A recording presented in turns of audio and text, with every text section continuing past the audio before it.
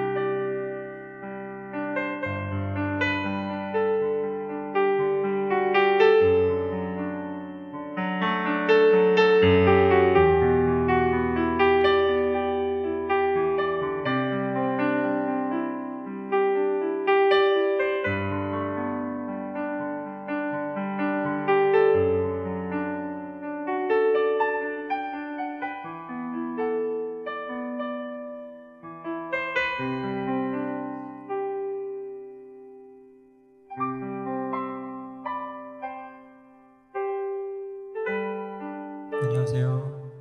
네, 안녕하세요. 네, 여러분은 이번 한 주 어떻게 보내셨나요? 저는 좀 마음이 좀 먹먹한 한 주였던 것 같아요. 네, 선거로 인해서 조금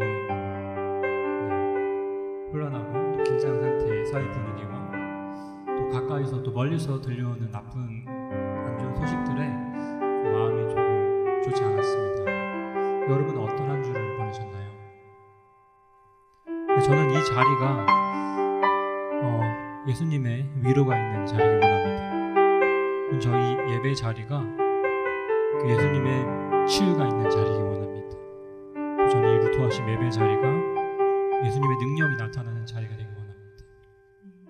또 우리 함께 고백하며 나아가는 그런 예배 자리가 되기 원합니다. 우리 시간 함께 찬양하시면서 주님의 사랑을 고백하겠습니다.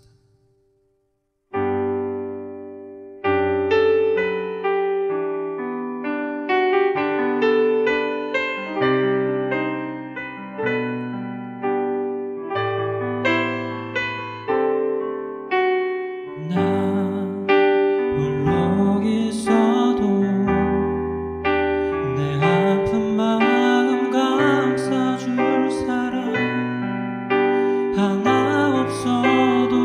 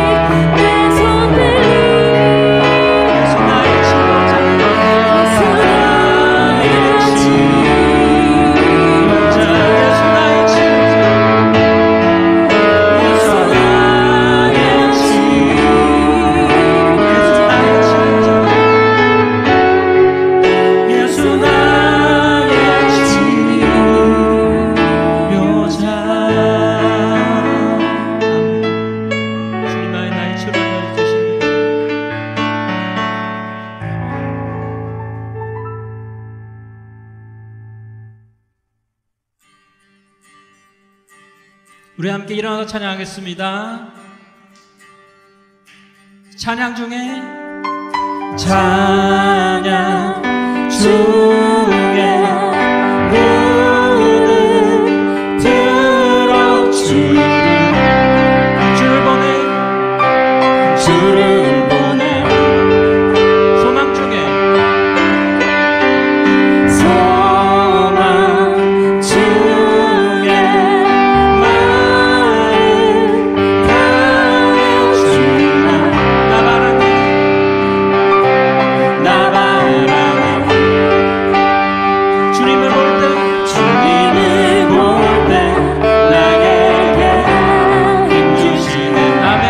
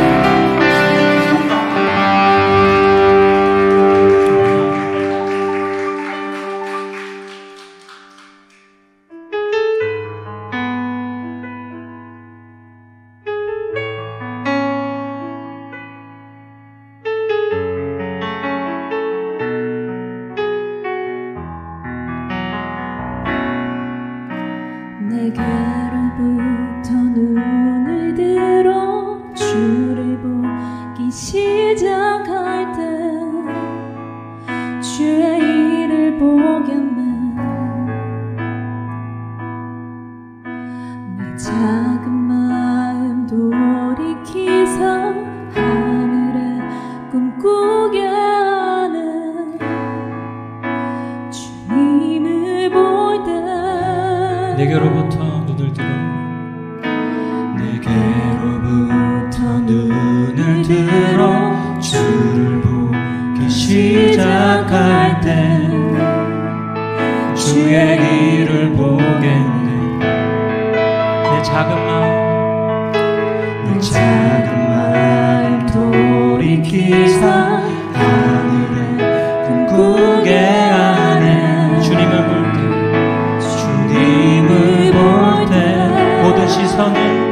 모든 시선을 주님께 드리고 살아계신 하나님을 느낄 때 내 삶은 주의 역사가 되고 하나님이 일하기 시작하네.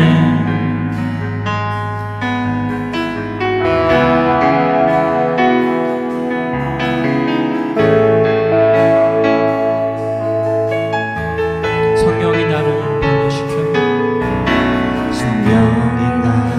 변화시켜 모든 두려움 사라질 때 주의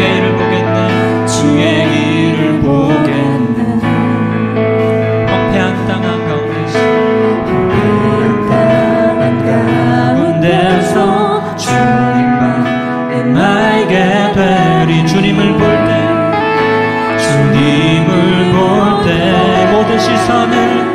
모든 시선을 주님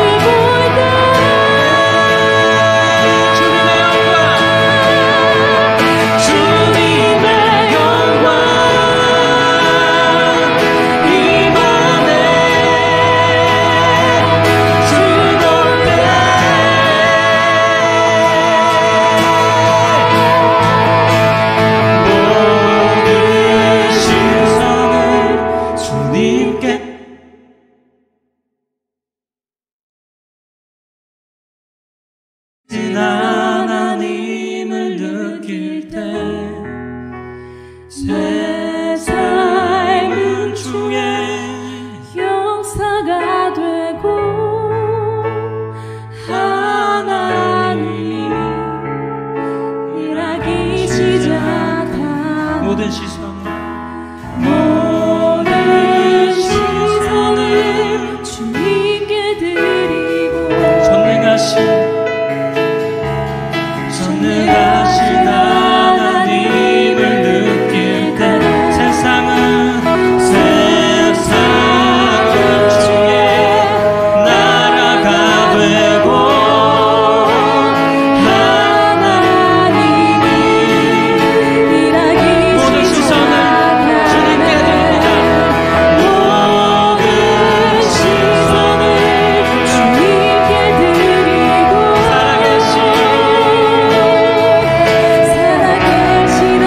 하나님을 느끼고 내 삶은 주의 역사가 되고 하나님이 일하십니다. 하나님이 우리 마음을 다해 한 번 더 고백합니다. 모든 시선을 주님께 드리고 전능하신 하나님을 느낄 때 세상은 주의 나라가 되고 우리 시간 마음을 다해서 목소리 높여서 기도하기 원합니다. 주님, 우리가 우리의 눈을 들어 주님을 바라봅니다. 주시옵소서. 말씀하여 주시옵소서. 주님의 뜻을 보기 원합니다. 주님의 계획을 보기 원합니다. 우리를 통해 이 땅에 주님의 나라를 이루시옵소서. 사용하여 주시옵소서. 주님, 너무나도 연약하지만 너무나도 작지만 사용해 주시옵소서. 우리의 눈으로 보지 않겠습니다. 주님의 눈을 통해 우리의 삶을 세상을 바라보겠습니다. 주님 역사해 주시옵소서. 일하시옵소서. 우리의 시선을 주님께 드립니다.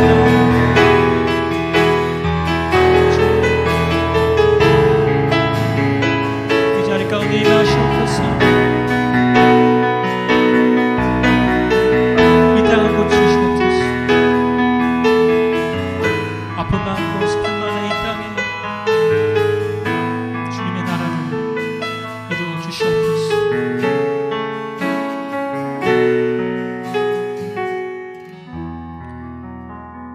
사랑해 주님 감사합니다.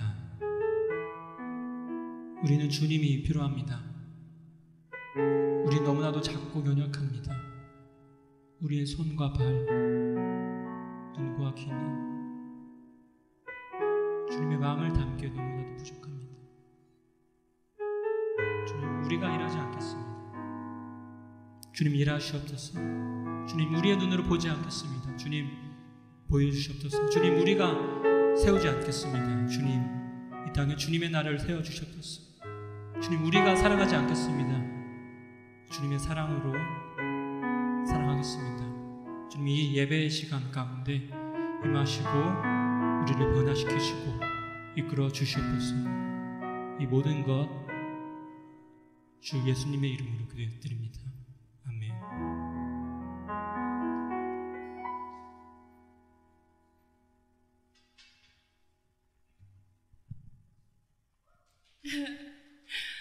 루트 워십에 오신 여러분 환영합니다. 네, 루트 워십에 참여하는 방법에 대해서 간략하게 소개해 드리려고 합니다. 참여 방법은 현장 예배에 참여하는 방법이 있는데요. 루트 워십 공식 이메일 info.rootworship@gmail.com으로 신청하셔서 들어오시는 방법이 있고요. 특별히 현장에서 참여하시는 분들 위생 수칙 꼭 엄수해 주시기 바랍니다. 두 번째는 온라인 참여하는 방법이 있는데요. 유튜브 라이브 스트리밍을 통해서 참여 가능합니다. 저희 실시간 채팅 완전 환영하고요. 기도 제목을 올려주시면 저희가 같이 기도하도록 하겠습니다. 저희 루트워십은 후원을 통해서 이루어지는 거 알고 계시죠?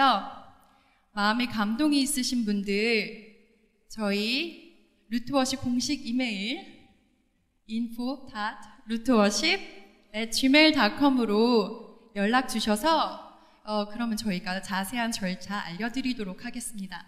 이상으로 광고는 마치고요. 가장 중요한 오늘의 귀한 말씀을 전해주실 강사님을 소개합니다.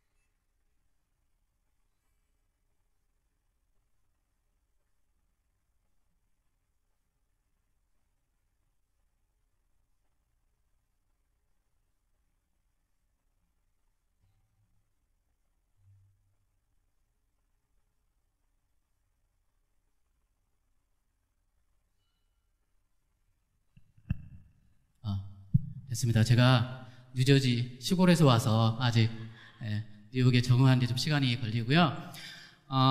찬양팀 너무 좋았고요. 그리고 뒤에 우리 스태프분들, 전도사님들 그리고 목사님들 거의 뉴욕의 드림팀이 모이신 것 같아요. 전부 다 너무 수고하셨고요. 감사합니다. 너무 좋았어요. 저는 그 강 건너 루즈벨트 아일랜드 건너 그 롱아일랜드 시리 아스토리아의 한인교회 청년부 사역을 2008년부터 하고 있습니다. 오늘 아마 설교를 하라고 부탁을 하신 것도 청년 사역을 하고 있기 때문에 그런 것 같아요. 여러분 만나서 반갑습니다. 이 불금에 이렇게 할 일 많으신데 예배의 자리로 오신 여러분 환영하고요. 하나님이 정말 여러분들이 기뻐하시고 오늘 큰 은혜를 내려주실 거라고 믿습니다. 오늘 우리에게 주신 하나님의 말씀 사무엘상 22장 1절하고 2절 말씀을 제가 봉독하겠습니다. 그러므로 다윗이 그곳을 떠나 아둘람 굴로 도망하매 그의 형제와 아버지의 온 집이 듣고 그리로 내려가서 그에게 이르렀고 환난당한 모든 자와 빚진 모든 자와 마음이 원통한 자가 다 그에게로 모였고 그는 그들의 우두머리가 되었는데 그와 함께 한 자가 400명 가량이었더라. 이는 살아계신 하나님의 말씀입니다. 아멘. 이게 아주 짧은 두 구절의 말씀인데요. 시작할 때 그러므로 이러는 거 보니까 앞에 무슨 사연이 있었겠죠. 사무엘상 그리고 사무엘하까지 다윗의 이야기가 길게 이어지는데 사실은 이 오늘 본문을 이해를 하려면 사무엘상 15장부터를 좀 쭉 보시면 되는데 성경 본문을 길게 읽을 수는 없으니까 두 구절만 하고요. 제가 잠깐 요약해드리고 그리고 말씀하겠습니다. 다윗은 다 아시죠? 다윗은 어려서부터 굉장히 용맹했고 그 아버지의 양들을 지킬 때 사자나 곰이 오면 그 양들을 지키기 위해서 사자와 곰을 때려 죽였던 용맹스러움이 있었고 수금을 아주 잘 타서 그 사울 왕이 하나님의 보내신 악신에 시달리면서 두통에 빠져서 괴로워하고 우울증에 빠져서 심히 고생할 때 다윗을 데려다가 수금을 타게 하면 사울이 좀 이렇게 위로를 얻고 그리고 고통이 좀 수그러들었다는 그런 말씀이 있으니까 수금도 잘 탔고 그리고 시편에 많은 기도문을 지었죠. 을 짓기가 능했고 여러 방면으로 아주 유능했습니다. 그러나 무엇보다 이스라엘 사람들의 마음을 얻었던 것은 전쟁의 영웅이었기 때문에 그렇죠. 다윗과 골리앗 얘기는 다 아실 테니까 생략을 하고 골리앗을 죽이고 난 다음부터 그전에는 가끔 그 왕궁에 와서 사울 왕을 위해서 수금을 타고 그리고 사울이 괜찮아지면 고향 베들레헴에 돌아가고 그랬는데 그 골리앗을 물리친 다음에는 고향에 내려가는 게 허락되지 않고 왕궁에서 사울 곁을 지키게 됩니다. 사울이 원하면 언제든지 수금을 타기도 하고 전쟁에 나면 전쟁에 나가서 싸우기도 했는데 전쟁이 능했기 때문에 군대 장으로 삼았고요. 그래서 사울이 굉장히 다윗을 의지하고 이스라엘 사람들과 많은 사람들이 다윗을 굉장히 좋아했었는데 문제가 어디서 생겼냐면 전쟁 갔다가 돌아오는데 이스라엘의 모든 고을에서 여자들이 다 나와서 사울 왕과 다윗을 찬양했다고 그랬어요. 근데 사울이 죽인 자는 천천히요, 다윗이 죽인 자는 만만이라 이렇게 찬양을 하니까 사울이 갑자기 빈정이 상한 거죠. 내가 죽인 사람은 천천히라 그러고 다윗이 죽인 사람은 만만이라고 하니까 이제 나라를 다윗에게 바칠 거 말고 뭐가 남았겠느냐 이렇게 얘기를 합니다. 그럼 사울이 뭘 떠올리냐면 사무엘상 15장에 사울이 아말렉과 전쟁하러 갈 때 하나님이 사무엘을 통해서 아말렉에 있는 모든 것들을 다 진멸하라고 이렇게 명을 하십니다. 사울이 가서 진멸을 하고 사람들 다 죽이고 아말렉 왕 아각까지 죽였는데 보니까 소와 양의 아주 살지고 좋은 동물들이 눈에 보이는 거예요. 그래서 사람들이 다 죽이고 소와 양의 아주 좋은 것들은 죽이지 않고 가지고 왔어요. 하나님이 화가 나셔서 사무엘을 통해서 경고를 하시죠. 그랬더니 사울이 변명을 하는데 그곳에 가서 보니까 너무 좋은 소와 양이 있어서 내가 하나님께 제사를 드리려고 이것들은 남겼습니다. 이렇게 얘기합니다. 그러니까 사무엘이 하나님 말씀을 듣는 것을 하나님께서 무엇보다 좋아하십니다. 번제와 다른 제사를 드리는 것이 하나님 말씀을 청종하는 것을 좋아하심보다 더 좋아하시겠습니까? 이렇게 말씀하시죠. 그러면서 하나님 말씀을 듣는 것이 순양의 기름을 바치는 것보다 더 낫다고 하시는 그 말씀이, 유명한 말씀이 거기서 나옵니다. 그러면서 이제 나라를 사울보다 더 나은 다른 사람에게 주기로 하나님이 작정하셨습니다. 이렇게 하고 떠납니다. 그러니까 사울이 그 이야기를 지금 기억을 하는 거죠. 다윗이 죽인 자는 만만이라고 하니까 이제 하나님이 그 말씀하셨던 이 나라를 다윗에게 주겠구나 이러면서 다윗을 향한 질투와 분노가 갑자기 커지게 됩니다. 그러면서 다윗이 사울 옆에서 수금을 탈 때 가끔가다 그 생각이 확 떠오르면 확 이렇게 열이 나가지고 창을 던져 다윗한테. 다윗이 2번을 피해서 달아납니다. 2번째 피할 때는 사울의 딸 미갈을 다윗에게 아내를 줬죠. 미갈이 다윗을 창을 열고 창문으로 내려보내서 성 밖으로 피신을 시켜서 다윗이 목숨을 구하고 도망갑니다. 그래서 달아난 다윗이 사무엘상 18장에 나오는데 어디로 가냐면 라마 지역의 나요세, 라마 나요세 들어보셨죠? 그곳에 있는 사무엘에게로 도망을 합니다. 근데 사울의 추격군이 라마 나요까지 오자 또 요나단에게로 도망을 갑니다. 사울의 아들이죠. 그랬더니 요나단이 다윗을 숨겨주고 사울한테 가서 다윗을 위해서 변명을 하는데 사울이 자기 아들 요나단까지도 죽이려고 합니다. 그래서 또 도망가게 되죠. 그래서 도망쳐서 어디로 갔냐면 높 땅으로 가서 제사장 아히멜렉을 만납니다. 아히멜렉이 가서 여기서 다윗이 실수하는 장면이 나오는데 아히멜렉을 만나서 내가 사울 왕의 명령으로 지금 비밀 작전을 수행 중인데 먹을 것과 칼이 있으면 나에게 좀 주십시오. 그래서 아히멜렉이 하나님께 제사를 드렸던 진설병과 그곳에서 골리앗의 칼을 보관하고 있었는데 칼을 내줍니다. 그리고 그것을 가지고 밥을 먹고 자기 소형들을 데리고 블레셋으로 도망을 가요. 블레셋은 때 이스라엘의 적이었죠. 블레셋 가드 땅에 가서 그 블레셋 가드 왕에게 목숨을 구원하려고 했는데 그곳 사람들이 다 골리앗과의 장면을 기억하고 하필 거기가 골리앗의 고향이었어요. 그래서 다윗이 목숨이 또 위험하다는 걸 느끼고 침을 질질 흘리면서 미친 사람을 행세를 합니다. 그래서 또 위기를 모면하죠. 그리고 온 곳이 이곳 아둘람입니다. 지금 다 보이죠?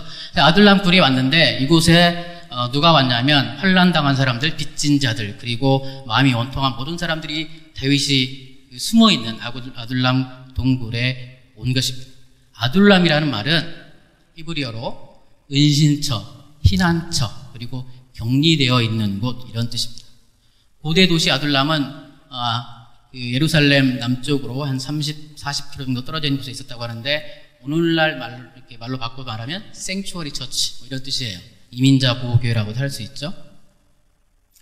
이 이야기는 아주 짧은 이야기인데 사무엘하 23장 13절에 보면 다윗이 블레셋과 르바임 골짜기에서 전쟁을 하려고 할 때 다윗의 용사 3명이 아둘람 굴에 있는 다윗을 찾아왔다고도 기록이 되어 있어요. 그러니까 생각보다 긴 기간 동안 이곳에 머물러 있었고 다윗이 이곳에 머물러 있는 동안 시편 142편과 시편 57편을 지읍니다. 그러면서 이곳에 어떤 사람들이 모여 있는지 오늘 얘기를 좀 하려고 하고 이곳에 이런 사람들이 모여서 무엇을 했는데 그러면 우리는 또 무엇을 할 것인가 이 얘기를 좀 하려고 합니다. 금요일 밤에 각 교회마다 다 예배가 있죠. 찬양 예배가 있고 기도 예배가 있고, 그리고 모든 사람들이 지금 하나님을 예배하는 그곳에 하나님의 은혜를 간구하고 있습니다. 그러면 우리는 이 예배를 하나 더해서 우리가 하려고 하는 예배는 무엇이며, 우리가 만들려고 하는 예배 공동체는 무엇이며, 우리는 어떤 목표를 지향해 나갈 것인가? 지금 뉴욕 지역, 뉴저지 지역 이 수많은 교회에서 드려지는 예배를 하나 더하는 의미가 아니라, 우리는 어떤 예배를 우리 이곳에 모인 청년들과 온라인으로 함께하는 청년들에게 메시지를 줄 수 있을 것이며, 함께하는 공동체를 만들 수 있을 것인가 하는 고민을 해봤습니다. 그리고 그 고민에 대한 제 생각을 지금 나누려고 합니다. 먼저 환난 당한 자, 정치적인 핍박을 받던 사람들입니다. 다윗 자신이 핍박을 받던 사람이에요. 다윗은 사울에게 전혀 적대감이 없었고, 다윗이 이미 사무엘을 통해서 왕이 될 거라는 예언을 얘기를 들었고 기름 부음을 받았습니다. 그러니까 사울이 몰락해 가는 것이 이제 내가 나설 때가 됐다 이렇게 생각할 수 있었는데 전혀 그러지 않았어요. 뒤에 보시면 다윗이 사울을 죽일 수 있는 기회가 2번이나 옵니다. 주변 사람들이, 부하들이 이제 하나님이 사울을 당신의 손에 맡겼으니 당신이 사울을 죽이는 것이 하나님의 뜻입니다 이렇게 얘기하는데, 다윗은 하나님의 기름 부음 받은 종을 내가 죽이는 것이 마땅치 아니하다. 복수는 하나님의 것이고 나는 하나님의 기름 부음 받은 종을 끝까지 존대하겠다 이렇게 얘기를 합니다. 그러니까 사울을 적대하거나 사울을 왕좌에서 끌어내리려고나 하는 의도가 전혀 없었는데, 사울의 질투심 그리고 사울의 권력욕에 눈이 멀어서 다윗을 자꾸 죽이려고 하는 거죠. 그러니까 다윗이 여기서까지 이게 지금 동굴이에요. 지하굴. 굴에 숨을 수밖에 없었는데, 다윗이랑 가깝다고 여겨지던 그 이유 때문에 함께 목숨을 구하려고 도망갈 수밖에 없었던 사람들 400명이 함께 왔고요. 다윗의 온 가족이 함께 올 수밖에 없었어요. 옛날에는 왕권에 도적하면 우리 조선시대만 해도 거의 부족을 멸하는 이런 분위기였으니까 이 모든 사람들이 다 이곳에 와서 목숨을 지금 구하기 위해 숨어 있는 거죠. 그러면서 다윗이 자기의 괴롭고 힘든 처지를 알죠. 자기도 지금 목숨을 구해서 왔으니까. 그러면서 자기를 따라온 사람들의 어려운 처지를 이해하게 됐습니다. 왜냐하면 자기가 그런 처지니까. 한때는 굉장히 잘 나가던 왕궁에서 전쟁의 용사였었고 온 백성이 추앙하던 다윗이었는데, 지금은 목숨을 구하기 위해서 지하 굴에 숨어있는 형편에 자기를 따라왔던 사람들이 얼마나 힘들고 어려운 형편인가를 알게 됩니다. 그러면서 그 사람들이 얘기를 듣게 되고 그 사람들의 슬픔을 공감하게 됩니다. 그러면서 그 사람들과 함께 기도했겠죠. 그 사람들의 이 아픈 현실을 놓고 울면서 기도했을 것입니다.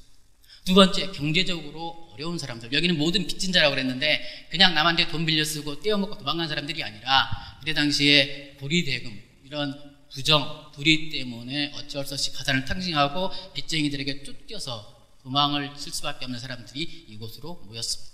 지금 팬데믹 때문에 굉장히 경제적으로 어려운 사람들 많이 있죠. 우리 주변에 생각보다 많습니다. 얼마 전에 LA의 한 사연, 한인 뉴스에도 소개가 되었었는데, 한국에서 부모님이 갑자기 이제 코로나 때문에 경제적으로 어려워져서 생활비를 보내지 못하고, 이곳에서도 모든 가게가 문을 닫고 자기도 일을 하지 못해서 수입이 전혀 없어서 라면 하나 끓여서 점심에 면 건져 먹고 저녁에 국물로 배 채우고 하루하루 때워가면서, 한국에 계신 부모님한테는 걱정하실까봐 나 잘 지냅니다. 여기서 일도 하고 돈도 많이 벌고 잘 지내니까 걱정하지 마십시오. 이러면서 혼자 배고픔 많고 울고 있는 이분의 사연을 듣고 어떤 분이 세상에 알렸어요. 그래서 많은 한인분들이 도와주고, 그리고 그분을 위해서 뿐만 아니라 이런 우리 동포들이 많이 있구나 이러면서 굉장히 여러 단체와 교회들과 교인들이 이런 분들에게 관심을 갖기 시작을 했었죠. 저는 이런 사람들이 교회로 올 수 있어야 된다고 생각합니다. 이런 사람들이 자기 방에 혼자서 굶주리고 갈 곳 없고 아무 데도 가서 얘기를 할 수가 없어요. 내가 지금 밥을 굶고 있습니다. 특히 한인 문화 창피해서 어디 가서, 특히 친한 사람들, 아는 사람들한테는 내세울 수 있는 이런 사람들이 이런 문제를 가지고 교회의 문을 좀 두드릴 수 있었으면 좋겠습니다. 그래서 교회에 와서 나의 어려움을 얘기하고 함께 손잡고 극복했으면 좋겠습니다. 함께 기도하면서 이렇게 어려운 문제를 갖고 온 사람들이 문제 하나하나씩 기도를 해결해 나가면서 우리가 서로 도와주고 끌어주고 밀어주는 그런 공동체, 그런 청년 예배 공동체가 되었으면 좋겠습니다. 지금도 나 괜찮아요, 나 잘 지내라고 말하는 사람들, 그러면서 혼자 울고 있는 사람들이 가고 싶은 그런 교회가 되었으면 좋겠습니다. 우리가 좀 마음을 열고 이런 사람들이 올 수 있도록 그렇게 했으면 좋겠습니다. 3번째, 마음이 온통한 사람들이 이곳에 왔어요. 정치적인 핍박을 받은 사람들뿐만 아니라 원통한 일을 당한 사람. 이 중에 누가 있냐면 아비아달이에요. 아비아달은 아까 다윗이 도망갈 때 노베 지역에 가서 그 제사장을 만난 아히멜렉을 만났다 그랬죠. 그곳에 가서 사울 왕의 비밀의 명령을 수행하면서 내가 지금 이곳에 왔다고 거짓말하고 빵과 무기를 받아서 갔다 그랬어요. 근데 그곳에 누가 있었냐면 에돔 사람 도액이라고 하는 사람들이 있었는데 이 사람이 사울 왕한테 가서 내가 봤는데 아히멜렉이 다윗을 도와줬습니다. 이렇게 밀고를 합니다. 그랬더니 사울이 도액을 시켜서 제사장들을 다 붙잡아오죠. 그러면서 내가 다윗을 쫓고 있는 걸 알면서 네가 어떻게 그럴 수 있느냐? 그랬더니 아히멜렉이 다윗을 변명해 줍니다. 다윗은 악한 사람이 아니라 매번 하나님의 뜻을 물어 나에게 왔던 사람이라고 변명을 해줍니다. 그러자 사울이 분노를 이기지 못하고 신하들에게 제사장들을 다 죽이라고 명령합니다. 그런데 사울의 신하들도 제사장 함부로 못 죽입니다. 하나님의 제사장이었기 때문에. 그랬더니 에돔 사람 이방인을 시켜서 제사장 85명과 그 가족들을 전부 다 죽여요. 한 200여 명 정도 되었을 거라고 생각을 해요. 가족들까지. 그 중에 유일하게 살아남아서 도망간 사람이 어린아이 아비아달이었어요. 이 사람이 아비아달이 지금 아둘람 불에 온 거예요. 아주 원통하죠. 자기 일가 친척 모든 사람들이 다 사울에게 억울한 죽임을 당했습니다. 아무 잘못 없이. 이런 사람들이 이곳에 모였습니다. 이스라엘의 구약 시대에서요. 이스라엘의 지도자의 가장 중요하고 근본적인 역할, 하나님 부여하신 임무는 뭐냐면 재판장의 임무입니다. 이스라엘 백성을 재판하도록. 그 예가 어디에 나오면 솔로몬이 처음 왕에 대해서 일천번제를 드렸던 거 기억하시죠? 일천번제를 드렸더니 하나님 기뻐하셔서 소원을 말해보라고 그랬어요. 그래서 우리가 잘 아는 거 뭐냐면 솔로몬이 지혜를 구했더니 하나님의 지혜를 주셨다고 알고 있는데 사실은 솔로몬이 나는 어린 아이라 출입을 할지 모릅니다. 이렇게 말하면서 내 백성은 이렇게 많고 재판할 것은 그렇게 많고 재판을 다 기록할 수도 없고 쓸 수도 없는데 내가 어떻게 이 많은 사람들 얘기를 다 들어주고 재판을 할 수 있겠습니까? 나에게 듣는 마음을 주십시오. 이거였어요. 원래 정확한 단어는 듣는 마음을 주셔서 그들의 말을 듣고 그들에게 올바른 판결을 할 수 있도록 하나님 도와주십시오. 이 말을 지혜라고 번역을 한 거거든요. 그러니까 지도자의 첫 번째 동목은 뭐냐면 듣는 마음을 갖는 겁니다. 백성들, 일반 백성들뿐만 아니라 우리 같은 서민들, 특히 억울한 원통한 일을 당해서 세상의 어느 곳에 가서도 내 이 원통함을 해결해 줄 수 없는 이때에 이 문제를 가지고 재판장에 나가면 하나님이 택하신 그 지도자, 그 종이 내 얘기를 듣고 공정하게 판결을 해주고 내 억울함을 풀어주는 제도가 이스라엘의 재판제도였고 그 일을 하라고 이스라엘 지도자를 세워주신 거예요. 솔로몬이 바로 그것을 구했기 때문에 하나님이 기뻐하시고 지혜를 주셨다고 하셨습니다. 지도자의 덕목, 우리 듣는 마음 필요합니다. 우리 이 기도 좀 필요해요. 우리 주변 사람들의 아우성, 우리 이웃들의 아우성, 이걸 들을 수 있으면 좋겠습니다. 한국에도 최근에 원통한 일 겪은 사람들 많죠. 굳이 언급을 하지 않아도 어디 가서 하전할 수도 없고 이제 이 문제로 어디 가서 얘기하는 것조차도 눈치 보이는 이런 사람들의 얘기를 누군가는 들어주고 이 문제를 하나님 앞에 함께 가지고 가서 함께 기도할 수 있는 그런 공동체가 되었으면 좋겠습니다. 이스라엘 사람들에게 재판을 말할 때요. 예를 들어서 고아와 과부를 재판하다. 재판하다 앞에 목적어에 약한 자, 사회적으로 약자들이 오면요. 고아와 과부를 재판하다 하면 그 말은 똑같이 고아와 과부를 신원하다 이렇게 번역이 됩니다. 신원하다는 것은 억울함을 풀어준다. 원통함을 풀어준다는 뜻이에요. 그러니까 고아와 과부를 왕이 재판하거나 이스라엘의 지도가 재판을 한다는 것은 그들의 원통함을 듣고 풀어준다는 얘기거든요. 우리가 이런 얘기를 들었으면 좋겠고요. 다윗이 지금 이곳에 갔을 때 시편을 2개를 지었다고 그랬죠. 시편 142편 4절에 다윗이 이렇게 고백합니다. 오른쪽을 살펴보셔서 나를 아는 이도 없고 나의 피난처도 없고 내 영혼을 돌보는 이도 없습니다. 다윗의 심정이에요. 지금 이런 심정으로 살아가는 사람들이 얼마나 많은지 모릅니다. 시편 57편 7절부터 11절에 다윗이 이렇게 고백합니다. 하나님이여 내 마음이 확정되었고 내 마음이 확정되었사오니 내가 노래하고 내가 찬송하리이다. 내 영광아 깰지어다 비파와 수금아 깰지어다 내가 새벽을 깨우리로다. 주여 내가 만민 중에서 주께 감사하오며 뭇 나라 중에서 주를 찬송하리로다. 무릇 주의 인자는 커서 하늘에 미치고 주의 진리는 궁창에 이르나이다. 하나님이여 주는 하늘 위에 높이 들리시며 주의 영광이 온 세계 위에 높아지기를 원하나이다. 이런 찬양의 고백이 나오는 거죠.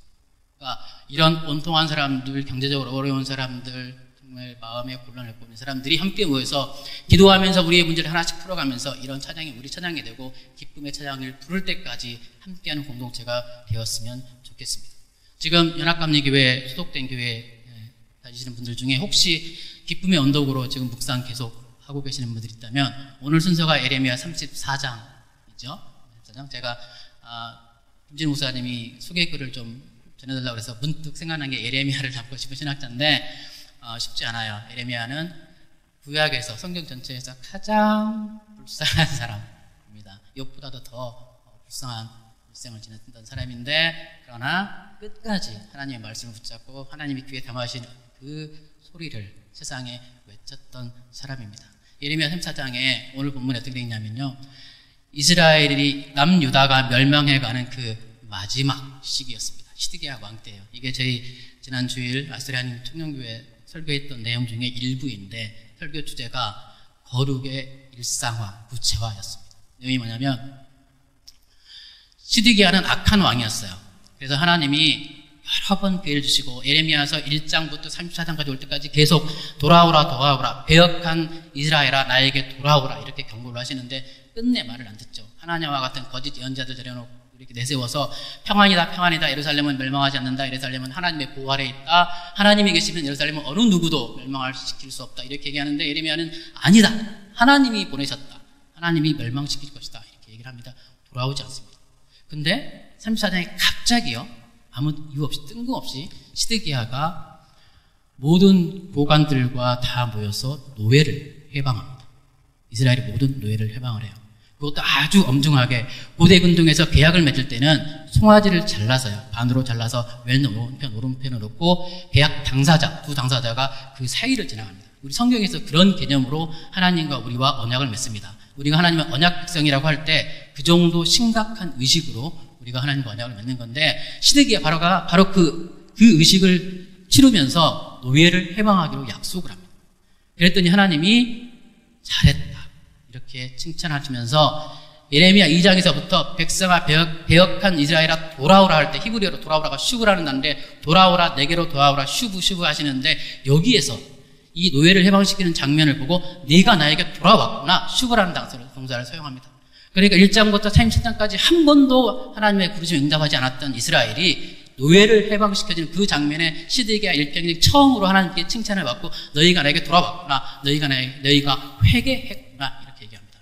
아까 우리 턴투가 이렇게 찬양 드렸죠. 이 장면에 너희가 나에게 돌아왔구나. 근데 그 앞에 히드기야가 금식 기도를 했다거나 제사를 정성되게 드럽게 드렸다거나 아무 얘기 없습니다.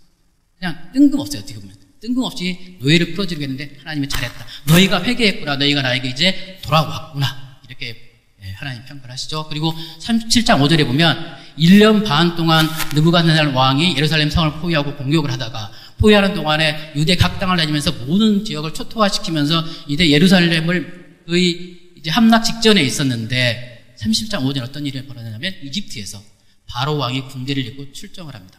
그러니 느부갓네살이 바로와 대적하기 위해서 예루살렘 포위를 풀고 물러납니다.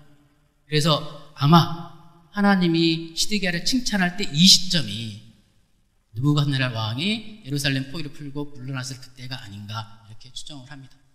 그랬더니 이제 나라가 곧 멸망하는 이 시점에 하나님과 화해하고 회개하고 그리고 종들을 풀어줬다가 느부갓네살 왕이 물러가자마자 무슨 생각이냐면 우리가 왜 그랬지? 아깝다. 다시 노예 다 잡아와. 다시 잡아와서 다시 노예로 만듭니다. 그래서 하나님의 진노가 격발합니다. 하나님이 그 전에보다 더 큰 분노를 나타내시면서 너희가 자유로 내어주었던 노예를 다시 잡아왔으니 이제 내가 너희를 다 흩어버리겠다. 이제 내가 칼에게 자유를 주겠다. 칼에게 자유를 줘서 너희를 치게 하겠다. 이제 내가 전염병과 기근에게 자유를 주겠다. 전염병이 너희를 칠 것이며 기근이 너희를 쳐서 너희가 굶주리게 될 것이다. 이런 심판의 말씀을 하십니다. 그러니까 거룩의 구체와 일상화라는 게 뭐냐면 우리는 아주 자주요. 우리가 하나님께로 돌아가자. 하나님만 더욱 의지하자. 거룩하게 살자 이렇게 얘기하지만 그래서 어떻게 살자는 건지 이 고민은 잘 알아요. 여러분 교회에서 우리끼리 모임할 때도 얘기 많이 하잖아요. 우리 하나님만 더 의지합시다. 찬양할 때도 우리 하나님만 더욱 의지합니다. 주는 나의 생명이시며 나의 모든 것입니다. 그러니까 나는 이제 어떻게 살겠다는 건지 이런 고민은 크게 그렇게 많이 안 합니다. 추상적인 철학적인 구호로만 우리 신앙 고백이 멈춰버리면 이 시대가 어떻게 흘러가고 있고 이 시대를 위해서 우리가 무엇을 기도해야 되며 이 시대에 내가 이 젊은 청년들이 모여서 우리가 무엇을 해야 될지 그 고민에까지 나가지 않고 내가 하나님께로 돌아오기로 합니다. 아멘. 은혜 받았습니다. 감사합니다. 끝. 이렇게 돼버리면 안 된다는 거죠. 내가 거룩한 삶을 살기로 마음을 먹었다면 내 일상에서 어떻게 거룩을 구현해낼 것인지 이 고민이 필요하다는 거죠. 아주 중요하고 깊은 고민입니다. 지금 미국이 선거 때문에 굉장히 나라가 혼란스러운데 여러분 개인적으로 누구를 지지하든 어떤 당을 지지하든 그건 자유입니다. 그러나 이유가 있어야 돼요. 왜? 내가 읽는 성경에 근거하면 내가 믿는 하나님의 뜻을 내가 구하다 보면 나는 이렇게 해야 된다고 생각해. 내 생각입니다. 아시죠? 나는 이렇게 생각해. 이렇게 얘기하지만 분명히 그런 생각은 있어야 돼요. 그러나 어느 순간에도 나는 하나님의 음성을 들었어. 이건 하나님의 뜻이야 라고 말하면 안 됩니다. 내 생각이에요. 내가 해석한 성경, 내가 기도 중에 깨달은 나의 성경. 이게 내 생각이 아니라 하나님의 뜻이 돼버리면 다른 사람이 무슨 말을 해도 하나님의 뜻이면 내가 물러나면 안 되는 거예요. 내가 물러나면 하나님이 물러나는 거잖아요. 하나님의 뜻과 하나님의 뜻이 부딪히면 싸움이 일어나고 교회가 분열됩니다. 내 생각이어야 돼요. 그렇지만 나는 분명한 확신이 있습니다. 내가 읽는 성경에 의하면 나는 이게 옳다고 봐. 상대방도 옳다고 보죠. 그럼 대화를 할 수 있어요. 대화를 하면서 차이점을 서로 인식하고 합의를 찾아갈 수도 있지만 합의가 안 되면 서로의 다름을 인정하고 함께 기도하고 하나님께서 이끌어 주시기를 겸손한 마음으로 구할 수가 있어야 됩니다. 그렇죠? 이 거룩은 단순히 나는 이제 이렇게 확 어느 아침에 확 하나님 믿고 변했어 이렇게 이루어지는 게 아니라 매일매일 우리는 겸손하게 하나님의 뜻을 묻고 구하고 오늘 내가 아침에 일어나면서 잠자리에 드는 순간까지 이 거룩을 내 삶에서 어떻게 살아낼 것인지 고민을 해야 됩니다. 일상과 영적인 삶을 분별하면 안 됩니다. 오늘 내가 지금 예배 끝나고 집에 들어가서 내 가족들을 대하는 방식, 그 영적인 겁니다. 교회 와서 하나님을 예배할 때, 찬양할 때는 굉장히 영적이고 충만해 보이는데 그리고 교회 와서 교인들을 대할 때는 세상 아주 그냥 인자하고 좋은데 집에 가서 여인들과 아이들을 함부로 대하는 거 영적이지 않습니다. 오늘 내가 길 가다가 우연히 만난 낯선 사람을 어떻게 대하는가 이거 영적인 겁니다. 오늘 내가 식당에 가서 밥을 먹는데 나를 서빙하는 사람들을 내가 어떻게 대할 것인가 이것도 영적인 겁니다. 오늘 슈퍼마켓에서 계산하는데 내가 산 물건을 계산해 주신 그분들을 어떻게 대하는지 이거 영적인 겁니다.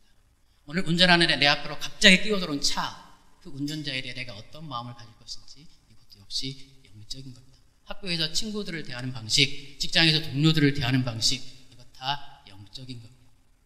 그렇죠?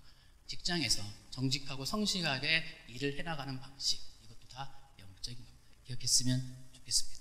일상과 영을 분리하지 마시고요. 두 번째 한 가지 더 얘기할게요. 환대입니다.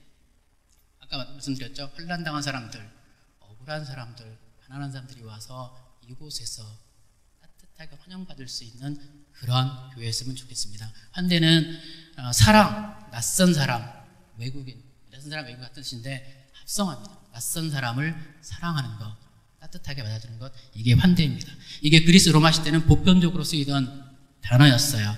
플록세니아라고. 근데 이 단어를 사도 바울이 성경에서 헬라어로 쓸 때 그대로 가져왔는데 영어나 우리말로 번역이 참 어려워요. 이 단어는, 뉘앙스를. 그래서 지금 이렇게 다 이 단어가 로마서, 히브리서, 디모데전서, 디도서 다 같은 단어예요. 환대라는 단어. 근데 지금 번역이 조금씩 다른데 베드로전서 4장 9절 서로 따뜻하게 대접하십시오. 이 말이 그래도 좀 가까운 번역이라고 말합니다. 그러니까 환대하면 내 친구가 집에 왔을 때 우리 교회 교인이 집에 왔을 때 환대하는 건 당연히 환대인데 그보다는 원래 성경에 의하면 낯선 사람, 모르는 사람에게도 마음의 문을 열어주는 게 이게 환대입니다. 낯선 사람에게 내 마음의 자리를 내어주는 것 이게 환대예요. 교회에서 내가 다가가기 어렵고 어색하고 나랑 좀 친하지 않은 사람 교회에서 내 마음의 자리가 없는 그 사람에게 내 마음의 자리를 내어주는 것 이게 환대입니다. 내가 속한 직장, 내가 다니고 있는 학교에서 내가 가까이 다가가기 좀 어렵고 힘들고 좀 이렇게 말하면 좀 뭐하지만 어떤 때는 괜히 주는 거 없이 미운 사람들도 있는데 이런 사람에게 내 마음의 자리를 내어주는 것 이게 환대입니다.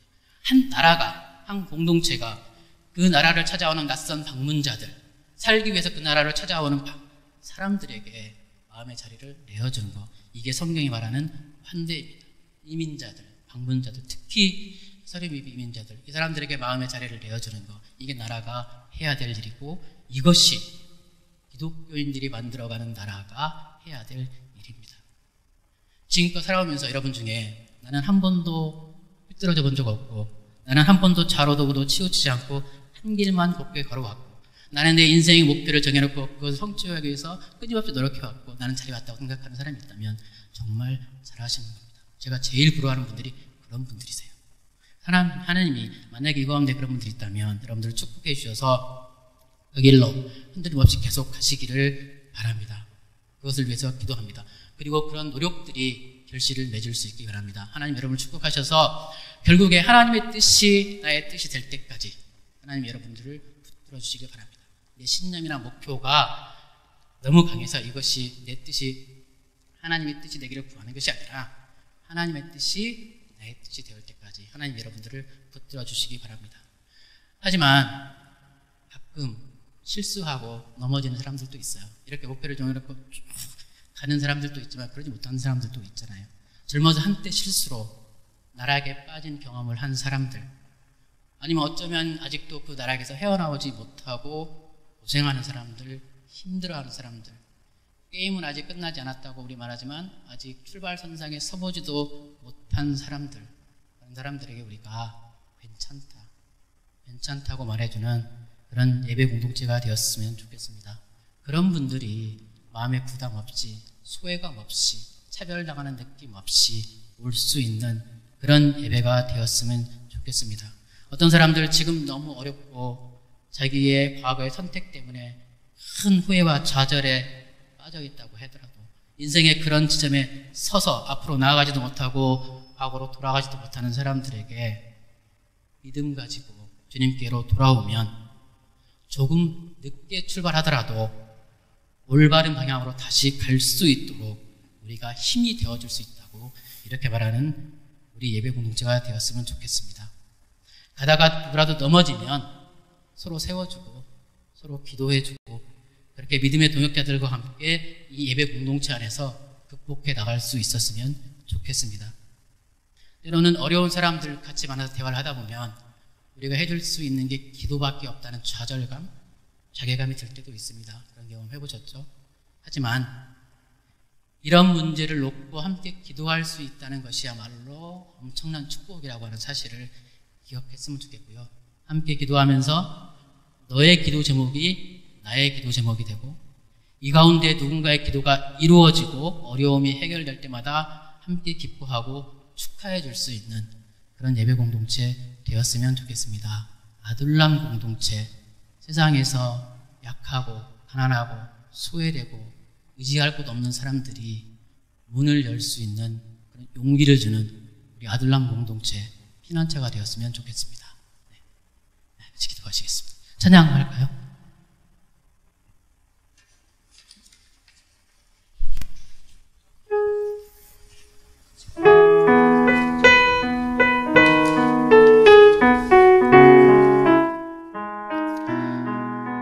찬양을 다 하실지 모르겠는데 원해포 목사님이시죠? 순교하신 원해포 목사님이 지으신 곡입니다.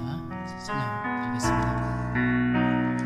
선한 능력으로 안으시네 그 크신 팔로 날 붙드시네 절망 속에도 흔들리지 않고 사랑하는 주 얼굴 보아리 선한 능력으로 일어서리 주만을 지으리 믿음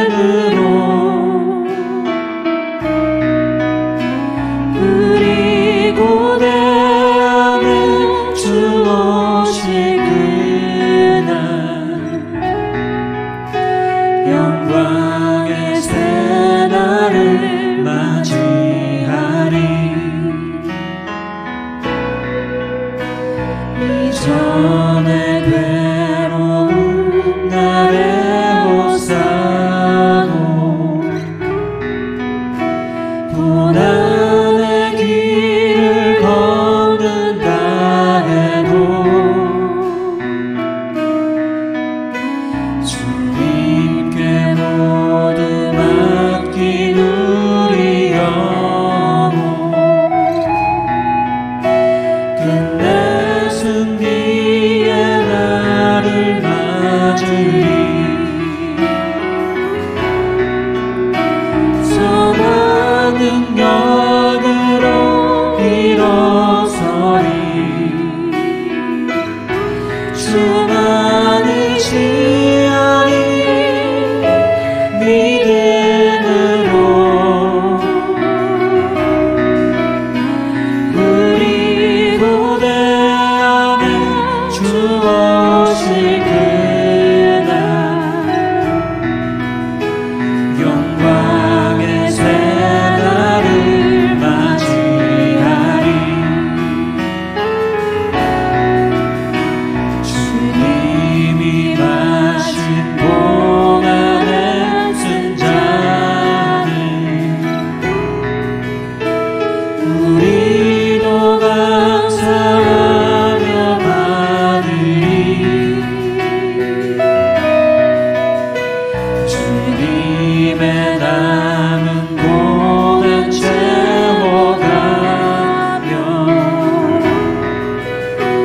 예수와 복음 위에 살리라 선한 능력으로 일어서리 주만을 지하리 믿음으로 우리 고대 안에 주 오실 그날 승리의 새 날을 맞이하리 같이 기도하시겠습니다. 말씀 기억하시면서요. 우리 예배 공동체 세상에서 소외당하고 약하고 가난하고 원통한 사람들, 세상에 대한 의지할 것 없는 사람들, 하나님 아니면 살아갈 길이 없는 사람들, 우리가 아까 찬양 드렸듯이 broken lives are made new, 세상에서 깨어지고 성한 사람들 와서 회복되고 하나님의 은혜를 경험할 수 있는 그런 공동체 되었으면 좋겠습니다. 우리 예배 공동체, 우리 루트 워십이 그런 예배 공동체 되기를 소원합니다. 우리 함께 기도하면서 그런 사람들에게 우리 자신을 내어줄 수 있고, 그리고 그런 사람들을 정말 우리가 손잡고 함께 기도하며 도와줄 수 있는 그런 용기 되게 달라고 함께 기도하겠습니다. 기도하겠습니다. 네, 감사합니다. 그냥 기도자들 모든 사람들을 세워주시고 우리가 함께 예배 공동체 인생 많이 드린 예배 주님이 하는 하나님이 하는 생각할 수 없는 사람들, 우리 하나님을 부르시옵소서. 그리고 소망을 가진 사람들, 상처 입고 깨어진 신부들이 함께 선생님과 다시 끊어진 것입니다.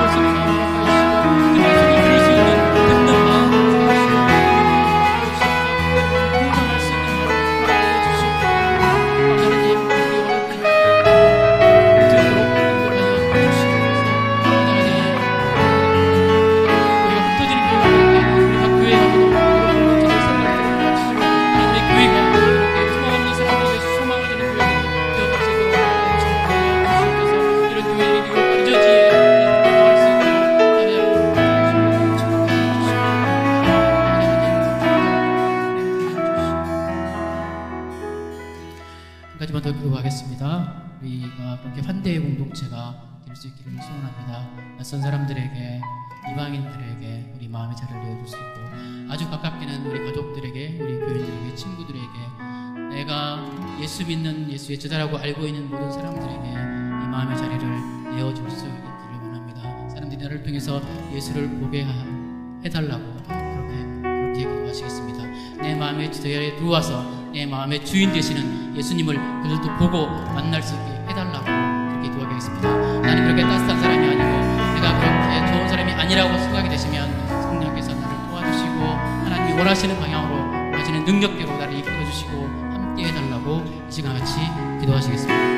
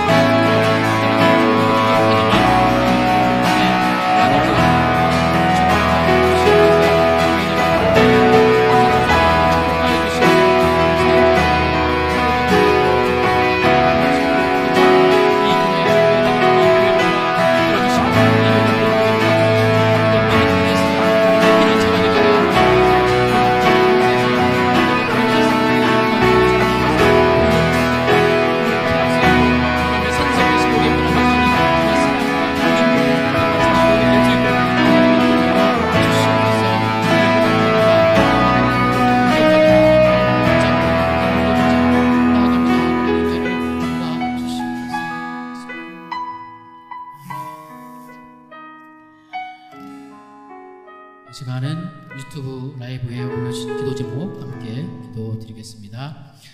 첫 번째로 미국을 위해서 함께 이 나라를 위해서 기도하겠습니다. 전 세계에 선한 영향력을 나타내는 그런 나라가 될 수 있도록 이 나라의 지도자들을 위해서 기도해 주시기 바랍니다. 특별히 아까 말씀드린 대로 지도자들에게 듣는 마음, 듣는 길을 허락하여 주셔서 사람들의 소리를 듣고 그리고 그들의 마음을 대변해 주는 지도자들이 되게 해달라고 해주시고요.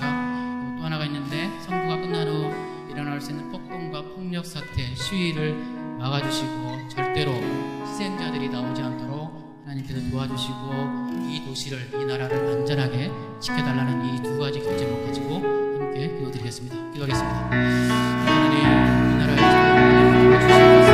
여러분의 마음으로 진짜 제일 구하는 것이 이 백성들을 지도하고 도와주기 있는 마음 달라고 해서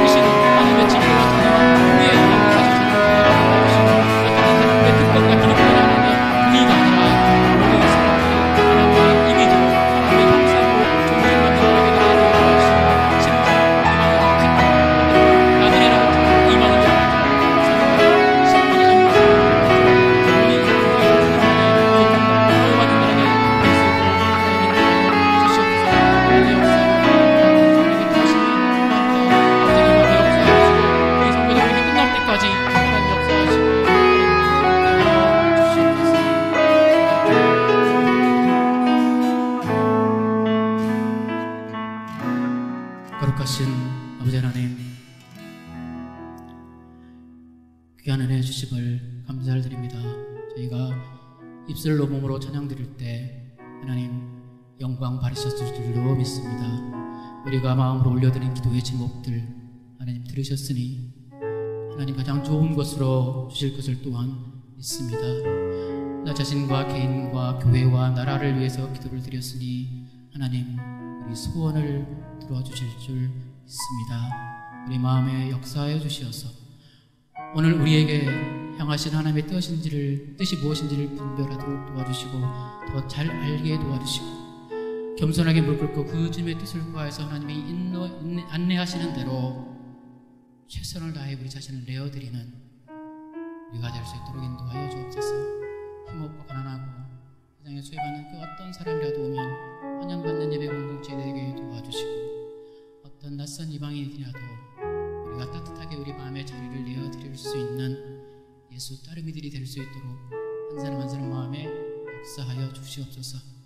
이 도시에 오늘 밤에 시위를 걱정하며 안전을 걱정하며 집으로 돌아가는 발걸음들을 지켜주시고 하나님 모두가 안전히 무사히 집에 돌아갈 때까지 동행하여 주시옵시며 우리는 아따가지만 이곳에 우리 마음에 남아가시는 성령께서 늘 우리와 함께하여 주시옵소서. 사랑 많으신 예수님의 이름으로 기도드리옵나이다. 아멘.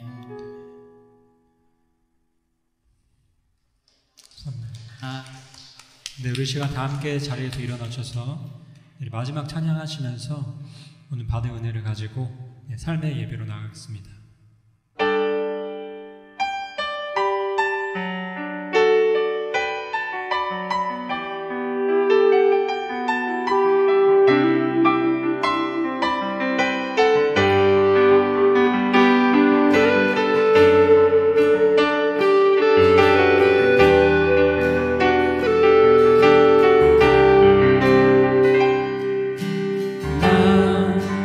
힘이 없을 때 나 의지할 곳 없을 때 주 나를 부르시네 주님 품 안에서 난 온전케 되리. 너 아파하고 있을 때 너 아파하고 있을 때 너 포기하고 싶을 때 너 포기하고 싶을 때에 주 너를 부르시네. 주 안에서 주 안에서